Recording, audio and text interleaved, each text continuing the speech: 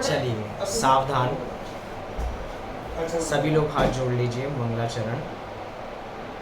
नमो अरिहंताणं, नमो सिद्धाणं, नमो आयरियाणं, नमो उवझायाणं, नमो लोये सविसागुणं। मंगलं भगवान् वीरो, मंगलं गौतमो गणी, मंगलं कुन्दकुन्दाद्यो, जैनधर्मोऽस्तु मंगलम्। सर्वमङ्गलमाङ्गल्यं सर्वकल्याणकारकं, प्रधानं सर्वधर्माणां, जैनं जयतु शासनं, जैनं जयतु शासनम्। कल हमने देखा था कि धर्म क्या है, धर्म क्यों करना चाहिए और धर्म कब करना चाहिए।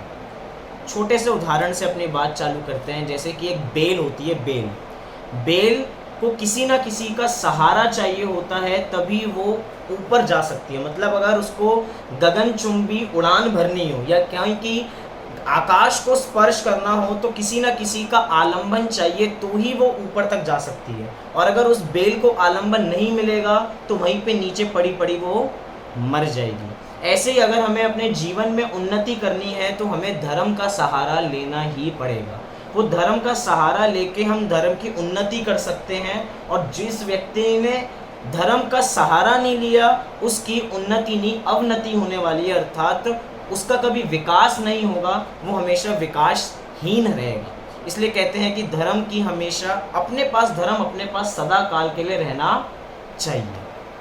धर्म की तो हमने बात की, कल एक परिभाषा आप सबको बताई थी, याद रही या नहीं रही, चिंतन किया या नहीं किया पता नहीं, लेकिन वो परिभाषा क्या थी किसी को याद हो? वत्तु स्वभावो धम्मो। क्या थी परिभाषा? सबको एक साथ रिपीट, क्या थी परिभाषा? वत्तु स्वभावो धम्मो। वत्तु मतलब क्या था? वत्तु मतलब वस्तु, स्वभावो अर्थात स्वभाव, और धम्मो अर्थात धर्म। मतलब वस्तु के स्वभाव को धर्म कहते हैं। अच्छा, वस्तु के स्वभाव को धर्म कहते हैं तो हमें क्या करना है फिर? हमने तो सोच रखा है कि धर्म में हमें कुछ ना कुछ करना पड़ता है ना, कुछ ना कुछ तो करना पड़ेगा। थोड़ी मालाएं जपनी पड़ेंगी, थोड़ी पूजन करनी पड़ेगी, थोड़ा मंदिर जाना पड़ेगा, रोज सुबह उठ के बिल्कुल फ्रेश, मतलब सब कुछ ना कुछ करना पड़ेगा। हमने धर्म अभी तक यही समझ रखा है कि हमें कुछ ना कुछ करना पड़ेगा, लेकिन धर्म क्या है? धर्म कुछ नहीं करने का नाम है। तो मतलब कुछ नहीं करने का मतलब क्या? हाथ पे हाथ रख के बैठ जाएं? हाँ भैया, हाथ पे हाथ रख के बैठ जाएं। हमारे वीतरागी भगवान कैसे होते हैं? कभी हम दर्शन करने रोज जाते हैं, लेकिन एक बार इस दृष्टि से दर्शन करें कि जब हम जिनेंद्र भगवान को देखते हैं वो कैसे बैठे हैं, हाथ पे हाथ रखे ऐसे, एक हाथ के ऊपर दूसरा हाथ रखें, जैसे कि अब कुछ करने के लायक बचा ही नहीं है। जितने भी कार्य थे संसार में सब कर चुके हैं, अब कुछ करने लायक नहीं बचा है। जब हम उनके पैरों को देखते हैं तो क्या लगता है कि जगत में कोई जगह घूमने लायक नहीं है, इसलिए वो स्थिर हो चुके हैं। हम क्या समझते हैं कि धर्म में कुछ ना कुछ करना पड़ेगा। हमने भरत और बाहुबली जी का नाम सुना होगा। बाहुबली जी ने 1 साल तक कड़ी तपस्या की थी। क्या की थी? कड़ी तपस्या।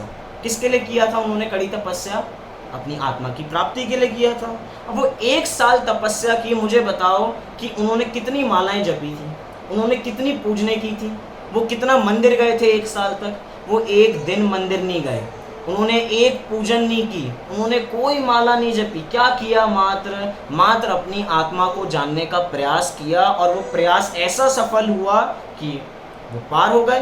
कहते हैं ना, वो एक सुक्ति वाक्य आता है कि पूर्णता के लक्ष्य से की गई शुरुआत ही सच्ची शुरुआत होती है। पूर्णता के लक्ष्य मतलब क्या? मतलब कोई लक्ष्य अगर हम सोचेंगे कि हमें उस लक्ष्य की प्राप्ति करनी है, कोई आईएएस ऑफिसर बन रहा है, तो क्या है, हमें उस तक इतनी दूर के लक्ष्य की जब तक मन में विचार नहीं आएगा तब तक उस लक्ष्य की कभी प्राप्ति नहीं हो सकती।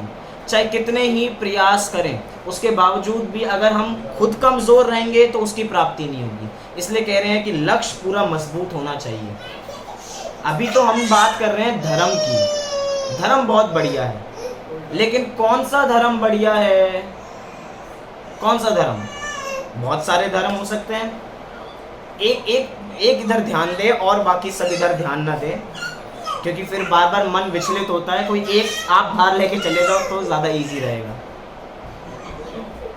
क्योंकि जड़ वस्तु से बात करने में कोई मज़ा नहीं आता फिर। चलो अब एक बार निर्विघ्न होकर बात करते हैं। क्या बात कर रहे थे हम? धर्म के ऊपर बात कर रहे थे कि हमें धर्म करना है तो धर्म में कुछ नहीं करना है, इसका नाम ही वास्तव में धर्म है। क्यों? क्योंकि जो हमारे आदर्श हैं वो भी वही करते हैं। महावीर भगवान ने भी कुछ नहीं किया तो ही वे आज परमात्मा बन पाए। अगर वे कुछ करते तो वे परमात्मा नहीं बन पाते। क्यों? क्योंकि जो भी कुछ करने का जो भाव होगा ना कुछ कर्तृत्व का भाव, वो आपको संसार में अटकाए रखेगा।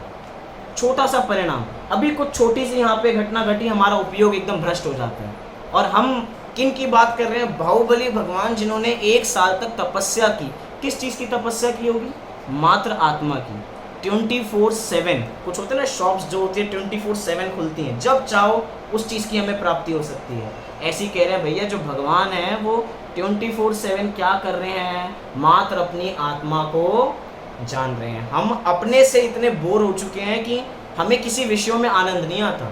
अभी हम कोई एक क्रिकेट का मैच देख रहे हैं, एकदम जैसे ही उसमें ऐड आया जल्दी चैनल बदलो, न्यूज़ लगाओ। अब न्यूज़ देख रहे हैं, अब न्यूज़ में ऐड आया, अरे क्रिकेट चालू हो गया हो, क्रिकेट लगाओ, अरे वो सीरियल रह गया होगा। मतलब अगर टीवी में सुख है, टीवी के एक चैनल में सुख है तो उसको देखते रहें, लेकिन ऐसा नहीं होता। सोचो भगवान एक ही चीज़ को देख रहे हैं और कब तक देख रहे हैं? 24/7, कोई ब्रेक नहीं है, बस अपनी आत्मा का अनुभव कर रहे हैं और कुछ नहीं। वास्तव में यही धर्म है। मतलब कुछ नहीं करो, जो है बस उसमें सीमित हो जाओ, इतने मात्र का नाम धर्म है और कुछ नहीं। हम बात कर रहे हैं जैन धर्म की। आपको पता है जैन धर्म सबसे महान धर्म क्यों है? कुछ आप में से कोई बताएगा जैन धर्म सबसे महान क्यों है? आप क्यों सोचते हो कि जैन धर्म सर्वोत्कृष्ट धर्म है? बताओ, कोई बोलना चाहेगा? जैन धर्म सबसे महान क्यों? छोटा सा प्रश्न, जैसे कि हम ट्रेन में जा रहे हैं, कोई अनजान व्यक्ति हो, उसने हमसे पूछा आप जैन हो? तो हमने कहा हाँ जैन है। चलो ठीक है, आप थोड़ा जैन धर्म के बारे में हमें बताओ। तो हम क्या बताएंगे? सोचो एक बार, मैं इतना समय आपको सोचने के लिए दे रहा हूँ। सोचो, मुझे बताओ कि आप जैन धर्म का परिचय क्या दोगे, क्योंकि आप एक एक व्यक्ति जैन धर्म का रिप्रेजेंटर है। मतलब कि जैन धर्म को रिप्रेजेंट कर रहा है। अगर आप कुछ गलत कार्य करते हो तो उसमें आपकी निंदा नहीं है, आपके साथ जो जुड़ा धर्म है उसकी निंदा है। व्यक्ति मतलब कहते हैं ना, गलती एक करता है लेकिन भुगतना सबको पड़ता है। आज कोई व्यक्ति कुछ गलत बोल देता है तो मात्र उसकी गलती नहीं होती। जैन धर्म में ऐसा हुआ, वहाँ पे ये नहीं देखते कि कौन है श्वेतांबर दिगंबर, जैन धर्म ने ऐसा किया। मतलब कि हम अपने धर्म के बारे में जो रिप्रेजेंट कर रहे हैं वो जैन धर्म है क्या, एक बार ये विचारें। वो महान क्यों है? क्योंकि उसमें बहुत सारी पूजने होती हैं इसलिए वो महान है। उसमें बहुत सारे उपवास होते हैं वो इसलिए महान है। महान का मापदंड क्या है? हम कह रहे हैं कि जैन धर्म ऐसा है जो वैश्विक धर्म है, मात्र एक समुदाय का नहीं है। जैसे कि हिंदू धर्म किसी एक समुदाय का हो गया, तो कोई सा भी धर्म एक समुदाय का हो गया। लेकिन हम कह रहे हैं, हम दावा कर रहे हैं कि जैन धर्म किसका है? जैन धर्म प्राणी मात्र का है। प्राणी मात्र का मतलब कहाँ? जैनी कहाँ पर है? बड़ौत में कितने जैनी होंगे? बहुत सारे जैनी होंगे। बड़ौत तो जैनियों की नगरी है एक तरीके से। पूरे वर्ल्ड में कितने होंगे? बहुत होंगे वर्ल्ड में भी जैनी। लेकिन हम मात्र यहाँ की बात नहीं कर रहे हैं, हम कह रहे हैं चारों गतियों में जैनी है। चारों गतियों में कैसे भैया? चारों गतियों में त्रियंश भी जैनी होते होंगे क्या? वो अपने नाम के पीछे लगाते होंगे जैन। भैया नाम से कुछ नहीं होता। जो त्रियंश सम्यक दृष्टि है वो जैनी है। जो नारकी नरक में है वो भी जैनी है, अगर वो सम्यक दृष्टि है तो। और क्या, जो देव हैं वे भी सम्यक दृष्टि हैं। जो देव सम्यक दृष्टि हैं वो भी जैनी है। मतलब कि जैन धर्म मात्र एक समुदाय का नाम नहीं है। जैन धर्म प्राणी मात्र का धर्म है जो कहता है कि सबको समान देखो। अभी क्षमावाणी पर्व गया था ना। क्षमावाणी मतलब क्या? क्षमावाणी क्या मतलब होता है क्षमावाणी पर्व का? कोई बताएगा? कोई नहीं बताएगा। अभी हमने क्षमावाणी पर्व मनाया है, इतने धूमधाम से मनाया है, बहुत सारे पोस्टर रिलीज किए हैं, सबसे क्षमा मांगे। कोई तो पता है क्षमावाणी है क्या? मैं पूछ रहा हूँ सबसे, थोड़ा पॉज लेना पड़ेगा। बताओ क्षमावाणी क्या? देखो किसी को इधर उधर देखने की बात नहीं है, सब अपने अपने जैन में। किसको शक तो नहीं है कि मैं जैन ही नहीं हूँ? शक है क्या किसी को? सब अपने आप के नाम के आगे लगाते हैं ना, मैं जैन। तो जो जैन है वो उत्तर देगा। यहाँ कहाँ से शुरुआत करें? बताओ क्षमावाणी मतलब क्या? चलो बहुत बढ़िया उत्तर आया कि क्षमा करने का नाम क्षमावाणी। आगे बढ़ो, बताओ। क्षमा मांगना और क्षमा करना। आगे बताओ। जो भी गलती की। चलो ठीक है भैया, कुछ ऐसे भी लोग होते हैं जो, चल बताओ आगे। क्षमा मांगना और करना, क्षमा करना भी। चलो आगे। क्षमा करना भी और मांगना भी। आपने क्षमा करना और मांगना, मतलब कि लगभग हमारे पास एक उत्तर आया कि क्षमावाणी मतलब क्या है? क्षमा करना और क्षमा मांगना। अब मेरा ये प्रश्न है कि किससे क्षमा मांगना? जिनको हम जानते भी नहीं, क्या उनसे भी क्षमा मांग लें? मांग लें क्षमा। चलो क्षमा मांगने की बात छोड़ो, हम क्षमा करें क्यों? हमें दूसरे का हमें अपराध पता है? वो छोटी सी चींटी है, उसने हमारे साथ क्या अपराध किया जो हम उसको कह रहे भैया मैं तुम्हें क्षमा करता हूँ और तुम भी मुझको क्षमा करो?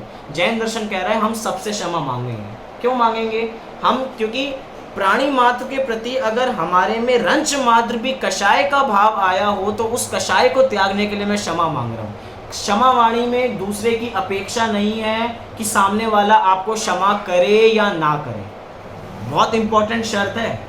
क्षमावाणी में जरूरी नहीं है कि आपने क्षमा मांगी और सामने वाला क्षमा आपको कर देगा, लेकिन आपकी ड्यूटी है कि आपको सबको क्षमा करना भी है और सबसे क्षमा मांगनी भी है। क्यों? आपने क्षमा कर दिया ना, आपके मन की जो अंतरंग की कषाय थी उस व्यक्ति से दूर हो गई है। अब आप उसके बारे में कभी बुरा नहीं सोचोगे। नहीं तो कभी कभार होता है ना, जैसे वो व्यक्ति आ जाता है अपनी नाक चढ़ जाती है, इसकी शक्ल तो मैं बिल्कुल देखना नहीं चाहता हूँ। सबके मन में कोई ना कोई तो होगा ना, कोई ना कोई, ये मेरे साथ बहुत बुरा करता है, इसके साथ बिल्कुल बात नहीं करनी मुझे। सालों का बैर चलता है, लेकिन जैन दर्शन कह रहा है कि सबको समान जाना, इसलिए जैन दर्शन महान है। हो सकता है कि अन्य धर्म मात्र आपको भक्त तक सीमित रखते हो, मैं जैन दर्शन की महानता दिखा रहा हूँ आपको इन पॉइंट से। पहला पॉइंट क्या था? सबको समान जानना। दूसरा पॉइंट जैन दर्शन कहता है कि मात्र जैन दर्शन भक्त नहीं बनाता। भक्त मतलब क्या होता है? मतलब भैया मैं तो भक्त हूँ और तुम मेरे भगवान हो, मैं तुम्हारी जिंदगी भर तुम्हारी पूजन करूँगा और मैं ही तुम्हारा सबसे बड़ा भक्त बना रहूँगा। वो जितनी भी भक्तियाँ चलती हैं ना, वो कहते हैं कि राग भक्ति, जो अपनी रहीम के दोहे में जितनी भी सारी भक्तियाँ चलती हैं, निर्गुण भक्ति, सगुण भक्ति, इसके अंदर क्या है कि राधा की सबसे बढ़िया भक्ति है, वो सबसे बड़ा भक्त बनना चाहती है। किसका बनना चाहती है? श्री कृष्ण जी का भक्त बनना चाहती है। मतलब मात्र अन्य दर्शन मात्र भक्त तक सीमित है, लेकिन जैन दर्शन कहता है कि हम भक्त नहीं, हम भगवान बन सकते हैं। कभी सोच के देखा है भगवान बनने का? शुरू में एक पॉइंट कहा था, पूर्णता के लक्ष्य से आज तक हमने कभी लक्ष्य रखा ही नहीं कि हम कभी भगवान बनना चाहते हैं। हम तो यही चाहते हैं कि जिस नगर में हम रहते हैं उसके सेठ हम बन जाएं, जिस इंडिया में हम रहते हैं वहाँ पे हमारा नाम हो, जिस घर में हम रहते हैं उसमें हमारी चले। हम बस छोटे सोचते हैं, आज तक बड़े सोचने की हिम्मत ही नहीं की है। भगवान बन मतलब जितने भी वीर हुए हैं, जितने भी शलाका पुरुष हुए हैं, जिनकी भी कथा पुराणों में आई है, आपको पता है हम सबका इतिहास होता है, लेकिन सबका इतिहास लिखा नहीं जाता। इतिहास उनका लिखा जाता है जो कुछ कर चले जाते हैं, कुछ करते हैं। इतिहास तो सबका है, आपका इतिहास नहीं है। 20 साल का इतिहास मैं कहूँ सुनाओ कोई अपना, मैं जब इतना सा था, छोटा था, सूसू पोटी करता था, सारी कथाएं अपने पास हैं। मतलब इतिहास सबका है, लेकिन कभी लिखा नहीं है। क्यों नहीं लिखा गया? क्योंकि हम महान नहीं है। जैन दर्शन उनको स्थान देता है जो महान है और उनकी कथाएं ही पुराणों में लिखी जाती हैं। इसलिए कह रहा है कि जैन दर्शन बहुत महान दर्शन है। क्यों? क्योंकि पहले पॉइंट क्या है? सबको समान जानना, और दूसरा पॉइंट क्या है? भक्त नहीं भगवान बनना। भगवान बनने का मार्ग दिखाता है तो एकमात्र दर्शन है जो जैन दर्शन सिखाता है। तीसरा बड़ा बिंदु है जैन दर्शन महान होने का कि जैन दर्शन हमें अकर्तावाद सिखाता है। क्या सिखाता है? अकर्तावाद। क्या होता है अकर्तावाद?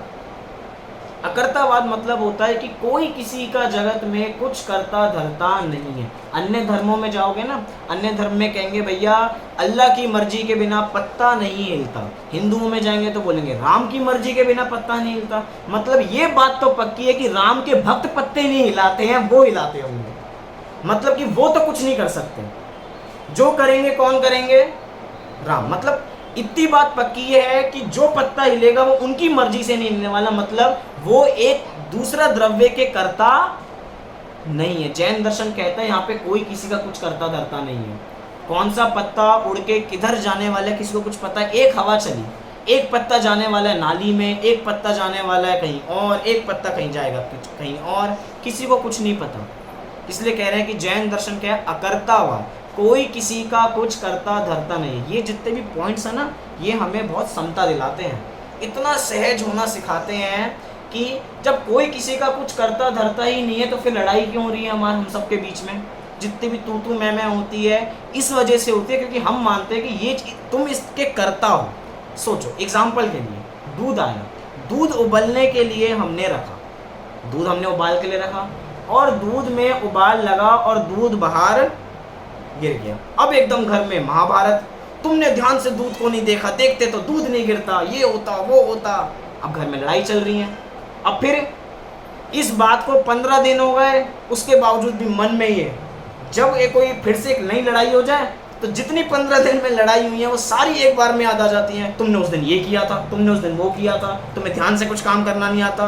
गिनवाऊं तुम्हारी गलतियां? 15 दिन पहले की बात देखो, मुझे पक्का याद है, वो सुबह 8 बजे का समय था, दूध तुमने उबालने के लिए रखा था और दूध निकल गया था। कितनी गलती करते? कौन करता है? दूध उबलना होता है तो अपने उससे उबलता है, कोई किसी का कुछ करता धरता नहीं। इतनी सी बात जानेंगे तो लड़ाई नहीं होगी। क्यों? क्योंकि भैया वो भी इंसान है। वो इंसान की क्या बात है, कोई कुछ करता ही नहीं है। तुम सहज हो जाओ, दूध के निकलने का समय था तो दूध निकला और तुम्हारा चिल्लाने का समय था तुम चिल्लाया। मतलब कि तुरंत शांत होने का नाम, मतलब धर्म हमें समता सिखाता है कि कैसी भी परिस्थिति हो जाए हम शांत कैसे बने रहें, ये हमें धर्म सिखाता है। एक छोटी सी बात, एक बहुत बढ़िया घटना है, असली घटना है। आपने नाम सुना होगा गुरु गोपाल दास जी बरैया, सुना है नाम? चलो अच्छी बात है, नहीं सुना। कौन है गुरु गोपाल दास जी बरैया? जिन्होंने लघु जैन सिद्धांत प्रवेशिका या जैन सिद्धांत प्रवेशिका की रचना की है। बहुत बढ़िया व्यक्तित्व थे वो। मतलब कि वो लोगों को समझाते थे लेकिन लोग नहीं समझें तो आकुलित नहीं होते थे। मतलब जैसे कि महावीर भगवान अपने समूह शरण में सबको समझाते, सबको समझ में आ जाता होगा? बताओ, सबको आ जाता होगा? आदिनाथ भगवान की सभा में उनका ही बेटा मारीची बैठा है, उसके बावजूद भी बताओ घर के अंदर ऐसा वातावरण कि पिताजी सामने उपदेश दे, चाहे अब पिताजी नहीं है लेकिन वैसे देखा जाए पूर्व के हिसाब से तो सामने पिताजी उपदेश दे रहे हैं, घर में पूरा ऐसा वातावरण, उसके बावजूद भी समझ नहीं पाया। और हम क्या समझते हैं कि हमने आज एक बच्चे को चीज़ सिखाई और वो तुरंत समझ जाएगा, और नहीं समझते हैं, समझता नहीं है तू, ये क्या होता है? मतलब जो आदिनाथ भगवान है वो आदिनाथ भगवान मारीची सबको उपदेश दे रहे हैं, वो मारीची नहीं समझ पा रहा। उनको पता है कि मारीची अगले जब आगामी भवों में वही महावीर भगवान बनने वाला है, शेर की पर्याय में उसको सम्यक दर्शन होगा। लेकिन अगर आकुलित होने लग जाए, भैया दूसरों को तो समझा रहे हैं, अपने घर में खोटा सिक्का रखा है उसको तो समझा नहीं पा रहे, कोई एक ऐसा कहने लग जाए तो। ऐसी कुछ घटना घटी थी गोपाल दास जी बरैया के साथ। क्या घटना घटी थी? उनकी एक पत्नी थी, गुरु गोपाल दास जी बरैया की एक पत्नी थी जिनको हुक्का पीने की बहुत आदत थी। किसको थी? उनकी पत्नी को। और उस हुक्के को भरने की ड्यूटी थी पंडित जी की। असली घटना ही। गुरु गोपाल दास जी बरैया रोज प्रवचन करने जाया करते थे और हर रोज सुबह प्रवचन करने से पहले भैया पत्नी का हुक्का भर के जाया करते थे, क्योंकि अगर हुक्का नहीं भरा तो दिमाग गर्म हो जाएगा और दिमाग गर्म होगा तो मेरा सर खाएगी। इसलिए पहले भैया हुक्का लगा के चले जाया करते थे। लेकिन एक दिन प्रवचन करने गए और हुक्का लगाना भूल गए। और एकदम पत्नी आई और उसने देखा हुक्का नहीं लगा, तो उसे पता लग गया भैया पंडित जी तो वैरागी प्रवृत्ति के हैं, मंदिर ही गए होंगे प्रवचन देने के लिए। वो मंदिर में पहुंच गई। मतलब कि इससे पता लगता है जो अविवेकी पुरुष होते हैं वे आसपास का विचार नहीं करते, वो तो मंदिर में भी पहुंच जाते लड़ाई करने के लिए। पहुंच गई वो भी मंदिर में। जैसे ही एकदम पंडित जी दिखे और पंडित जी ने अपनी पत्नी को देखा, एकदम याद आया, अरे मैं तो हुक्का भरना भूल गया। जितनी भी सभा बैठी हुई थी सभा को कहा 15 मिनट रुको, बस 15 मिनट, मैं अभी जाता हूँ और अभी आता हूँ। मैं ज़रा पत्नी का हुक्का भर के आ रहा हूँ, तुम यहीं पे बैठो, मैं अभी यहाँ पे आता हूँ। ऐसे ही वहाँ पे सभा जमी हुई थी। सभा में से एक व्यक्ति ने सोचा, ये पंडित जी हमको तो इतना समझाते रहते हैं, अपनी पत्नी को नहीं समझा रहे। मतलब कि सबको समझाते हैं, अपनी पत्नी को नहीं समझा पाते। तो उसने सोचा पंडित जी वापसी आएंगे ना, उससे प्रश्न करेंगे क्या कि सबको समझाते हो अपनी पत्नी को नहीं समझा पाते, कैसे पंडित हो। फिर तो पंडित जी वापसी आए तो उस व्यक्ति ने कहा पंडित जी मुझे आपसे एक प्रश्न है। पंडित जी ने कहा मुझे पता है, आगे बढ़ते हैं। उन्होंने कहा पंडित जी मुझे प्रश्न पूछना है आपसे। चलो पूछो क्या प्रश्न है। पंडित जी आप सबको समझाते हो लेकिन आप अपनी पत्नी को नहीं समझा पाते। तो पंडित जी का यहाँ पे उत्तर सुनने वाला है। पंडित जी कहते हैं भैया समझाया उसको जाता है जिसकी समझने की होनहार होती है, जिसको समझना ही नहीं होता उसको समझाया नहीं जाता। मतलब मैं अपनी पत्नी को समझाऊं लेकिन वो ना समझे तो अपना दिमाग ही खराब हो। जो समझना चाहते हैं इसलिए मैं तुमको समझाने आता हूँ, इसलिए इस व्यर्थ की बातों में कुछ मतलब नहीं है, तुम तो यहाँ पे काम की बात करो। मतलब सीधी सी बात है कि हम सबको समझाएं लेकिन मुख्य है कि हमें अपने को समझना चाहिए। एक बार ऐसे ही एक हुआ, एक बार 10 लोग धर्म की खोज करने के लिए निकले कि धर्म कहाँ पे मिलेगा। वो 10 लोग नदी पार करके जा रहे थे। अब नदी में बैठे, नाव में बैठे और इधर हुए। तो एक बुद्धिमान व्यक्ति ने सोचा कि चलो भैया एक बार गिनती कर लेते हैं सबकी कि 10 लोग बराबर हैं या नहीं है। तो उसने गिनना चालू किया, 1 2 3 4 5 6 7 8 9। उसने कहा 9, हम आए तो 10 थे, ये आए 10 थे बचे 9, ये क्या हो गया। अब सब लोगों ने मातम बनाना चालू कर दिया, अरे हम तो 10 लोग धर्म की खोज में आए थे, हमें तो मिल ही नहीं रहे, कहाँ चले गए सारे लोग, ये ढूंढो वो ढूंढो, रोने पीटने लगे। इतने में से एक बुद्धिमान व्यक्ति वहाँ से निकला। उन्होंने कहा कि क्यों रो रहे हो, आप तो धर्म की खोज करने के लिए निकले हो, क्यों रो रहे हो। उसने कहा कि हम 10 लोग आए थे और बचे 9 हैं बस, तो रोए ना क्या। तो उन्होंने कहा चलो फिर से गिनती करो। चलो मैं गिनती करता हूँ, 1 2 3 4 5 6 7 8 9 10। उसने कहा 10 लोग हैं, हमें तो 9 गिनती में आ रहे थे। तो उसने कहा भैया तुम अपने को गिनना भूल गए थे, तुम सबको गिन रहे थे। अब क्या है, हम धर्म की खोज करने के लिए हर जगह बाहर जाते हैं, हर जगह मतलब धर्म हम संयोगों में ढूंढते हैं, लेकिन धर्म कहाँ पे है, धर्म मात्र अपने में है। अभी लॉकडाउन हुआ, लॉकडाउन में मंदिर जी बंद हो गए। कुछ लोगों को लगा भैया मंदिर नहीं जाएंगे तो हमारा तो धर्म छूट जाएगा, हमारा तो नियम है मंदिर में रोज जाने का। अब बताओ, मात्र मंदिर एक संयोग है जो आपको जैन धर्म से जोड़ता है। जैन धर्म के लिए मात्र रोज, मैं मना नहीं कर रहा कि रोज मंदिर नहीं जाना चाहिए, श्रावक को तो रोज मंदिर जाना चाहिए, लेकिन व्यर्थ की आकुलता नहीं करना। भैया मैं 50 साल से मैं मंदिर रोज जा रहा था, आज नहीं गया, अरे मेरा तो धर्म भ्रष्ट हो गया। हम माला जपने के लिए बैठे, हमें माला नहीं मिली, अरे मैं तो रोज माला जपती थी, मुझे माला नहीं मिली, अरे क्या हो गया, आज तो मजा ही नहीं आ रहा है। किस में मजा था, माला जपने में मजा था या अंतरंग में मजा था।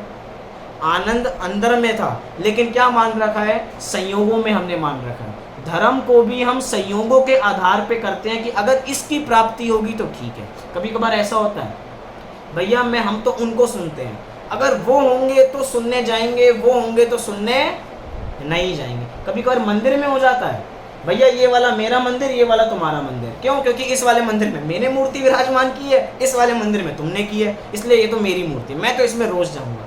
कौन किसकी मूर्ति, मतलब आराधना अपने अंदर होनी है, ये ढूंढता बाहर है। इसलिए कहते हैं कि भैया जैन धर्म बहुत स्वाधीन प्रक्रिया है।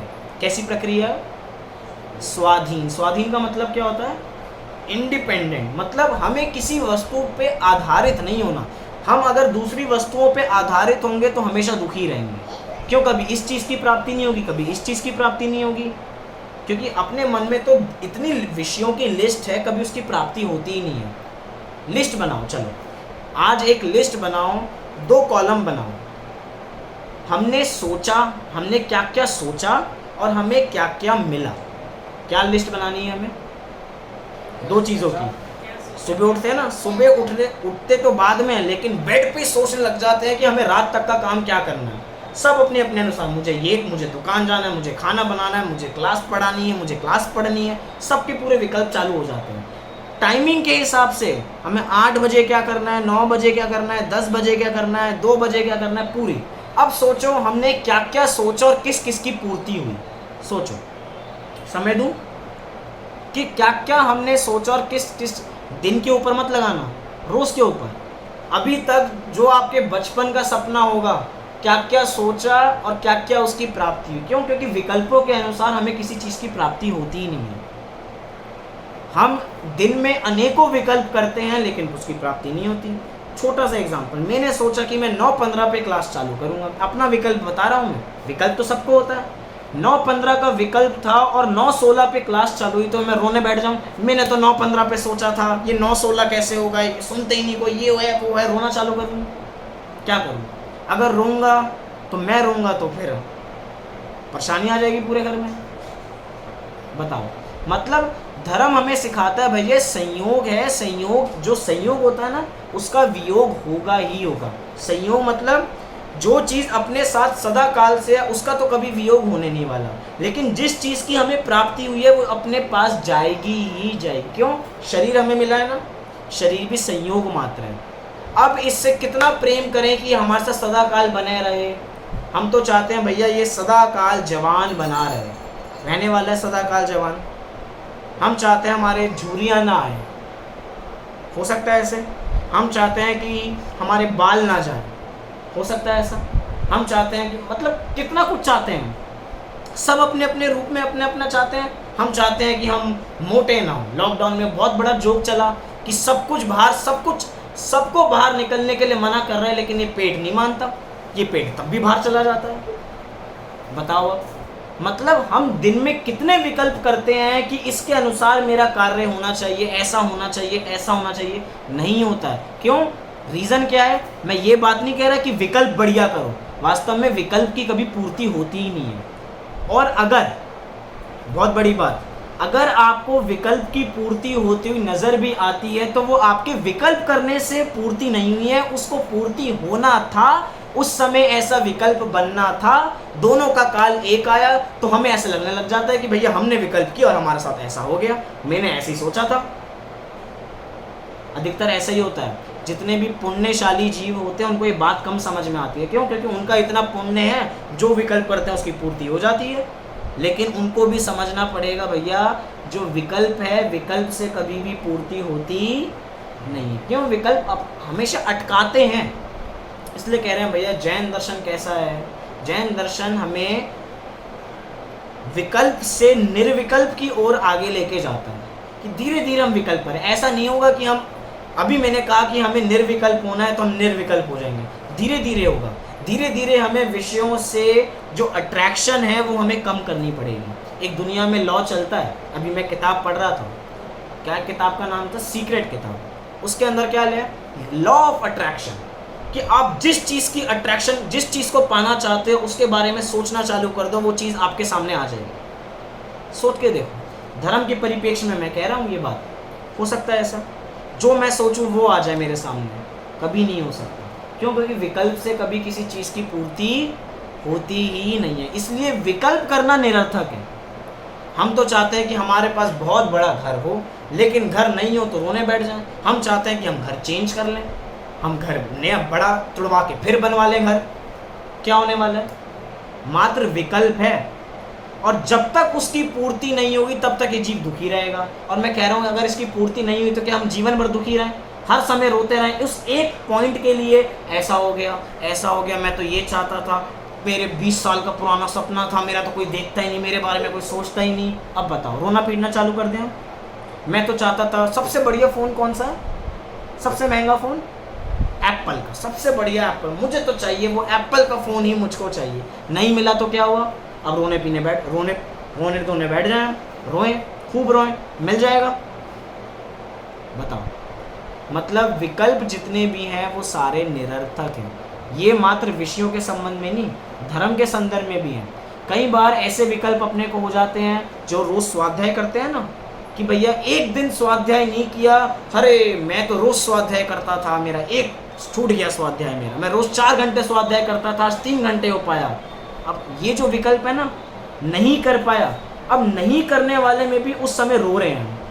छोटी सी उदाहरण, एक बार दो ब्रह्मचारी नदी पार कर रहे थे। उधर से एक महिला नदी में डूब रही थी, तो ब्रह्मचारी ने सोचा भैया महिला है, इसको बचा लेते हैं। तो वो एक ब्रह्मचारी जल्दी से नदी में कूदा और उस महिला को अपने कंधे पे बिठा के नदी के बाहर लिया है। तो दूसरा ब्रह्मचारी बोला कि भैया तुम ब्रह्मचारी हो, तुमने उसको स्पर्श नहीं करना चाहिए था, अब देखो मैं तुम्हारे गुरुजी के पास डांट लगाऊंगा। 2-4 दिन बीते, 2-4 दिन बाद गुरुजी के पास पहुंचे और बोले, गुरुजी आपको पता है ये जो व्यक्ति है ना, इसने महिला को अपने कंधे पे बिठा के नदी पार कराई है, अब इसको दंड दो। वो कहते हैं भैया मैं दंड उसको नहीं दूंगा, दंड तुम्हें दूंगा। क्यों? क्योंकि उसने तो महिला को एक समय के लिए बिठाया था, तुम 4 दिन से उस महिला को अपने विकल्प में बिठा के बैठे हो। उसने तो बिठा के छोड़ भी दिया, क्या उसने काम विकल्प हुआ और विकल्प की पूर्ति के छोड़ दिया उसको, लेकिन तुमने 4 दिन से ये सोच रखा है कि मैं उसकी शिकायत लगाऊंगा। मतलब तुम हर समय उसके बारे में सोच रहे हो, हर समय उसके बारे में सोच रहे हो। मतलब विकल्प कितने बुरे हैं मैं आपको ये बता रहा हूँ।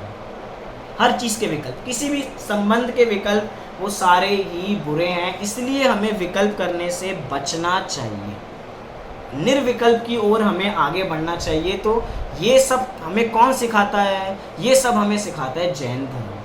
इसलिए कहते हैं भैया जैन धर्म जल्दी से जल्दी अंगीकार कर लेना चाहिए, इसमें कोई उम्र नहीं देखनी चाहिए। बातें बहुत आ रही हैं, फिर से एक छोटी सी बात बोल के पूरी। क्या, एक बार एक बच्चा स्कूल में पहुंचा तो टीचर ने पूछा बेटा तुम्हारी उम्र क्या है? तो वो बोलता है कि मेरी उम्र तो अभी 5 साल है। तो फिर पूछते हैं बेटा तुम्हारे पिताजी की उम्र क्या है? तो पिताजी बोलते हैं पिताजी तो अभी 1 साल के हैं। क्या कहा? पिताजी अभी 1 साल। टीचर कह रही है क्या तुम 5 साल के और तुम्हारे पिताजी 1 साल के? तो कह रहे हैं हाँ टीचर, मैं 5 साल से जब से पैदा हुआ ना, जब से मैं पाठशाला जाने लगा, मेरे पिताजी अभी अभी पाठशाला जाते हैं, तो वो अभी 1 साल के ही हैं, अभी उनको 1 ही साल हुआ है। मतलब जिस समय हम धर्म की शुरुआत करते हैं वास्तव में वहाँ से हमारी उम्र चालू होती है। ये नहीं कि कब बुढ़ापा आएगा, कब क्या होगा, कुछ विचार नहीं करना। जब बुद्धि आ जाए तब हमें शुरुआत कर देनी चाहिए। बुढ़ापे में करेंगे ऐसा कुछ नहीं। कहावत आती है ना एक कि जब चने थे तो दांत नहीं थे, जब दांत थे तो चने नहीं थे। अभी अपने पास सारी सुविधाएं हैं लेकिन धर्म करने का मन नहीं है। लेकिन जब सारी सुविधाएं नहीं होंगी, जब शरीर साथ नहीं देगा, तब रोएंगे इसके लिए।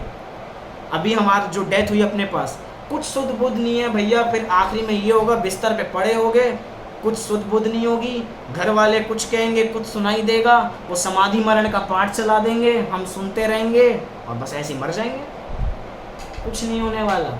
इसलिए कह रहे हैं भैया हमें ऐसे विकल्प अभी से धर्म करना प्रारंभ कर दें तो निश्चित रूप से हमारा जो बुढ़ापा है ना वो सही जाने वाला है। जो अभी भी धर्म नहीं करेंगे उनका जो बुढ़ापा है वो तो गारंटीड खराब है। बुढ़ापा आएगा नहीं आएगा ये भरोसा नहीं, लेकिन जिनका भी आएगा उनका बेकार होने वाला है। क्यों? क्योंकि वो धर्म से विमुख है। धर्म से जुड़े रहेंगे तो उन बुरी परिस्थितियों में भी समता धारण करे रखेंगे, और जब समता रखेंगे तो वहीं से जैन धर्म की शुरुआत होगी।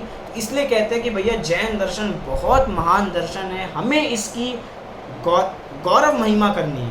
बस एक छोटी सी बात पूरी करके अपनी पूरी बात पूरी करेंगे कि कई बार हमें ऐसा विकल्प आता है कि भैया जैन दर्शन है, जैन आजकल बहुत कम होने लगे हैं, पता ही नहीं क्या हो गया, धीरे धीरे संख्या घटती जा रही है। इतिहास देखते हैं तो इतने सारे जैन ही हुआ करते थे, अब तो कोई जैन ही नहीं बचे हैं। भैया देखो जैन धर्म कभी भी नाश को प्राप्त होने वाला नहीं है। क्यों? क्योंकि जैन दर्शन अनादि अनंत दर्शन है, वो शाश्वत दर्शन है। आपको जैन दर्शन विध्वंस हो रहा है इसकी टेंशन मत करो, आप इसके बारे में सोचो कि भैया हमारी उम्र हो रही है, अगर हमने अभी भी इस शाश्वत जैन धर्म को अंगीकार नहीं किया तो हमारे साथ क्या होने वाला है। अगर हमारे ये संस्कार हमारे घर वालों में, हमारे बच्चों में नहीं जाएंगे तो हमारे साथ क्या होने वाला है, इसके संबंध में विचार करें। वो एक वीडियो निकली थी बहुत, कि एक एनिमेटेड वीडियो थी कि घर में एक माता पिता बूढ़े बीमार पड़े हुए हैं। अब बच्चा आता है, वो पूछता है कि मतलब माँ बाप बोलते हैं बेटा समाधि मरण का पाठ चलाता हो, तो बच्चा बोलता है व्हाट इज समाधि मरण। फिर बच्चे बोलते हैं नमोकार मंत्र चला, तो व्हाट इज नमोकार मंत्र। मतलब ऐसी स्थिति है कि अगर हम अभी भी धर्म के संस्कार नहीं देंगे, अपने को भी उम्र नहीं देखनी, बिना उम्र के सब जैन धर्म का नियमित रूप से, चाहे हम 10 मिनट, चाहे 15 मिनट, चाहे 20 मिनट समय बांधें। जब हम समय बांध लेंगे तो निश्चित रूप से, क्रमिक रूप से उसका हम अध्ययन करते जाएं तो निश्चित रूप से अपना कल्याण होगा ही होगा। लेकिन स्वाध्याय ज़रूर करना चाहिए। स्वाध्याय नहीं करेंगे तो वो तत्व की बात हमें आखिरी में भी समझ में नहीं आ पाएगी। इसीलिए हम इस धर्म को अपने अंतरंग में उतारें और अपना कल्याण करें। इसी मंगल भावना से मैं अभी की बात को पूरी करता हूँ। जय श्री राम।